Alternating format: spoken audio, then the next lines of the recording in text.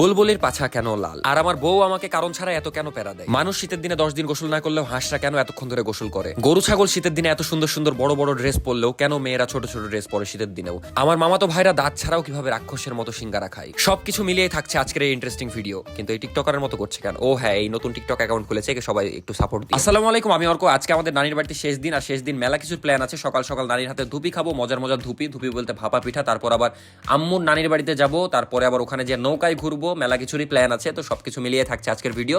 তো চলেন কথা না বাড়িয়ে ভিডিও শুরু করা যাক। ঘুম থেকে উঠে খুবই সুন্দর একটা জিনিস দেখতে পেলাম। নানা সব কবিতরগুলো ছাড়ছিল, একটা করে খুলে দিচ্ছিল আর সব বের হয়ে যাচ্ছিল কবিতরগুলো। আর শীতের সকাল উপভোগ করার জন্য চলে গেছিলাম ছাদে। ছাদে যে দেখছি পিঙ্ক কালার ট্যাঙ্কি কিনেছে নানি। বুঝলাম না পিঙ্ক কালার কেন কিনেছে, নানির মনে হয় পিঙ্ক কালার পছন্দ। আর সকাল 9টা বাজে, কিন্তু রোদ ওঠার কোনো নাম নাই। আজকে মনে হয় না সূর্য উঠবে, আজকে এরকমই আবহাওয়া থাকবে। আর এই যে কিউট ঘরটা দেখতে পাচ্ছেন, এটা আমার মামার ঘর ছিল, কিন্তু এটা এখন গোয়াল ঘর হিসেবে ব্যবহার করা হয়। এখানে আমি কম্পিউটারে গেম খেলা শিখেছিলাম, মানে এখানে আমি কম্পিউটারে বসে গেম খেলতাম।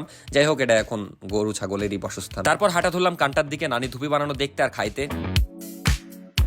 আর চারিদিকে কুয়াশায় ঘিরা, তাই কান্টাটা কি যে সুন্দর লাগছিল দেখতে মাইরি। তারপরে চলে আসলাম নানির রান্নাঘরে। আর এর নাকি আমাকে না জ্বালালে পেটের ভাত হজম হয় না, তাই আমাকে 24 ঘন্টায় জ্বালাই। তারপরে তাড়াতাড়ি করে ধুপি খেয়ে রওনা দিয়ে দিলাম আম্মুর নানির বাড়ির উদ্দেশ্যে। যাওয়ার পথে চোখে পড়লো বুলবুলি, আর বুলবুলির পাছা লাল কারণ হলো, এটার সঠিক কারণ আমিও জানি না, ছোট থেকে দেখে আসছি। কিন্তু একটা জিনিস জানলাম যে এটার জন্য নাকি তাদের পার্টনার খুঁজতে সহজ হয়, মানে অদ্ভুত। আর আমাদের সাথে আজকে নানি, তারপর আমার 2 মামাতো ভাইও যাচ্ছে। আর তারা দাঁত ছাড়া যেভাবে খায় আমি দেখে অবাক হয়ে যাই, এটাই নাকি তাদের সিক্রেট। আর আম্মু নানি বাড়ি যেতে লেগে দুপুর হয়ে গেছিল, তাই এদিক ওদিক না তাকিয়ে আগে খেতে বসেছিলাম। খাবার খুবই মজা ছিল, ইলিশ মাছ, তারপরে গরুর মাংস, ভ্যান ত্যান মেলা কিছু ছিল, সব দিয়ে দেবলাম।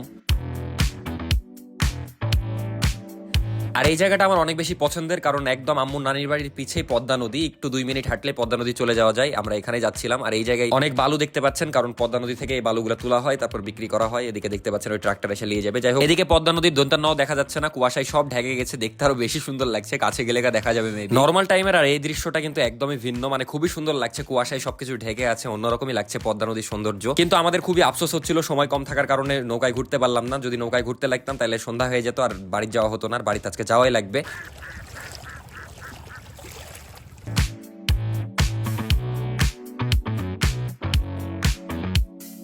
তারপরে পদ্মা নদীকে বিদায় দিয়ে চলে গেলাম আবার আম্মুর নানির বাড়িতে, মানে বড়মার বাড়িতে। দিয়ে এসে দেখছি এখানে অনেক কবুতর দেখতে ভালোই লাগে আমার, কিন্তু কষ্টের বিষয় এখানেও এখন বিদায় দিতে হবে। তারপরে আবার কাজ আছে কিছু, নানিকে একটু শপিং করায় দিব। আর রাজশাহী ব্যাক করতে হবে, না ব্যাক করলে খুবই সমস্যা। রাতের বেলা আবার ঠান্ডা লাগবে, যেহেতু বাইক আনিনি, বাইক আনলে আরো ঠান্ডা লাগতো। যাই হোক, আর এটাই আমার বড় মা, মানে আম্মুর নানি। তারপর সবাইকে বিদায় দিয়ে আমরা একটা রিক্সা নিয়ে নিলাম। এই রিক্সা নিয়ে আমরা যাবো গোদাগাড়ি, ওখানে যে নানিকে শপিং করায় দিব। তারপরে নানা নানি 2 ছোট মামাতো ভাইয়ের জন্য সবার জন্য জুতা নেওয়া হলো। শীতের জামা কাপড় নাকি সবার আছে, ওই জন্য ভাবলাম জুতাই নিয়ে দিই। এখন আপনাদেরকে খুবই ইন্টারেস্টিং একটা জায়গায় নিয়ে যাচ্ছি, ওখান থেকে রাজশাহী ব্যাক করবো। এই বিদ্যুৎ অফিসের একদম অপোজিটে আমার নানার একটা মোবাইলের দোকান আছে।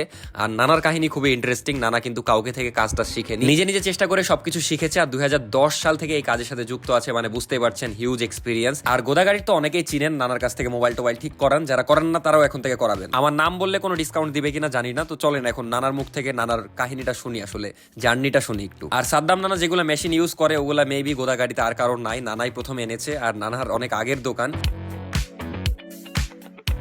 নানা, আপনার এই দোকানের বয়স কত? বয়স মোটামুটি আমার কাজের বয়স 13 বছর চলছে।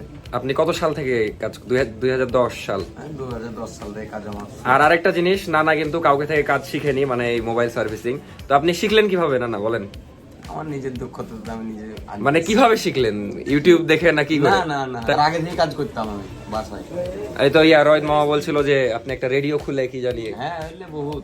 মানে আপনি নিজে নিজে কি এক্সপেরিমেন্ট করতেন সবকিছু নাকি? একা একা ভালো জিনিস ভাগে। আমরাও তো করতাম, আমরা তো শিখতে পারিনি। যখন কম্পিউটার কোরাই 3 যখন ছিল 2005 সালে, তখনও চালাচ্ছি কম্পিউটার, এডিট করেছি। তো গোদাগাড়ির যাদের ফোনে সমস্যা হবে বা যে কোনো কিছু সমস্যা হবে ফোনে, চলে আসবেন নানার কাছে। আমি লোকেশন দেখিয়ে দিলাম। লোকেশন আপনিও বলে দেন একবার। বিদ্যুৎ অফিসের অপোজিটে সামনের দিকে জিএসএম টেলিকম। আচ্ছা, ওর ট্যালেন্ট সম্পর্কে বলেন নানা। বলতে গেলে ওই আসলে মোবাইলের কাজ অনেকখানি আগে গেছে। আল্লাহ ওকে একটা জিনিস দেয়নি, সেটা হচ্ছে যে কথা বলতে পারে না, সে কানেও শুনতে পারে না, এক কথায় বোবা। ঠিক আছে, কিন্তু কাজের এক্সপিরিয়েন্স খুবই অত্যাধুনিক, খুবই ভালো এবং চমৎকার, মানে খুবই ট্যালেন্টেড আর কি। গ্লাস পেপারও মারে হেভি সুন্দর করে। আর হচ্ছে ডিসপ্লে তো খুব ফাটাফাটি ভাবে লাগায়। আমার যতগুলো ডিসপ্লে সম্পূর্ণ ব্যাকআপ ওই করে। আপনার দোকানের মেন তাহলে ওই নাকি? পাইকারি রেটে আমরা কিন্তু মাল সেল দিয়ে থাকি। আর পরে শুনলাম এটা নাকি আমার একটা মামা হচ্ছে। যাই হোক, সবাই ওর জন্য একটু দোয়া করবেন। বাট ওই অনেক ট্যালেন্টেড একটা ছেলে, আমি দেখে যা বুঝলাম। খুবই অল্পতে মানে একটু ইশারাতেই বুঝে যায় যে কোনো কিছু। আর এখানে কি জানি বলছিল আমাকে। আর এখন বিদায় মুহূর্ত, সবাইকে এখানে টাটা দিচ্ছিলাম, সব মামাগুলাকে। এখানে যতগুলো আছে সবাই আমার মামা হয়, আর ওর সম্পর্কে কিছু কথা বলছিলাম। যাই হোক, এখান থেকে আমরা বাস নিয়ে নিব, দেন সোজা রাজশাহী। এই ছিল আজকের ভিডিও, দেখা হচ্ছে পরবর্তী ভিডিওতে। ততক্ষণ সবাই ভালো থাকবেন, সুস্থ থাকবেন। আল্লাহ হাফেজ, আসসালামু আলাইকুম।